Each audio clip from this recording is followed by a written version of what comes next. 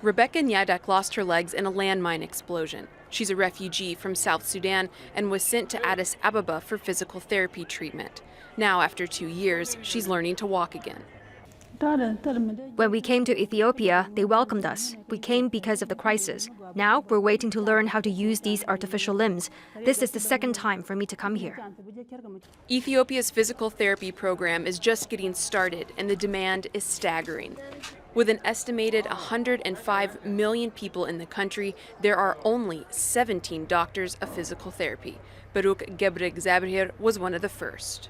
When the program started in 2002 in Gondar University, I was among the first students to enroll into this program.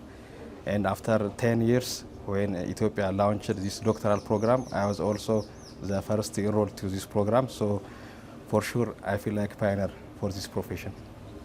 3 doctors of physical therapy work at this clinic in Addis Ababa and treat patients like Rebecca. Others are scattered across the country. As of now, they're graduates from the first and only doctorate class in Ethiopia.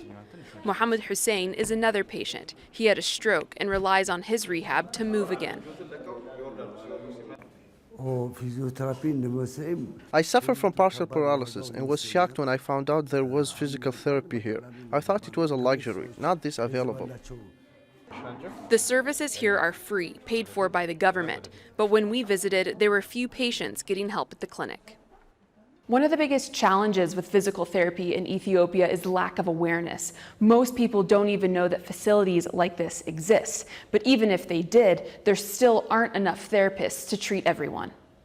This misconception exists in most parts of our country because not only physical therapy, even the whole rehabilitation service is considered as a luxury. Some of the physically disabled are often reduced to begging, at times relying on their disability to make money.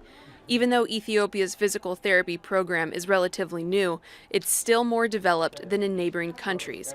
Many patients from South Sudan, Sudan, and Eritrea rely on the facilities here to gain their life back. For Rebecca, her new legs mean she can get around in the refugee camp where she lives. Part of her treatment is learning how to walk on uneven ground, similar to the surfaces in the camp. During the time when I didn't have these legs, I was just sitting at home with no place to go because I had no mobility.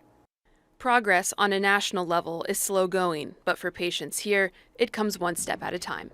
Leah, Al Jazeera, Addis Ababa.